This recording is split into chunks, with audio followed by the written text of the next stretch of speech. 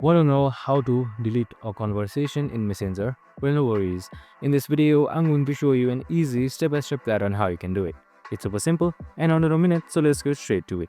Now, first things first, simply open up your Messenger application, and once you're there, on the bottom left side, you should be seeing chats. So just simply select chats right here.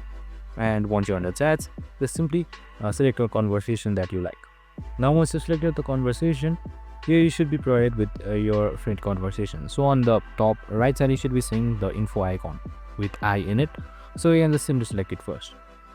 Now you can see various options in your information tab. So you can just simply scroll all the way down until you see delete conversation. It should be all the way in the bottom. So just simply select it. And now once you have selected the conversation, just simply select delete right here.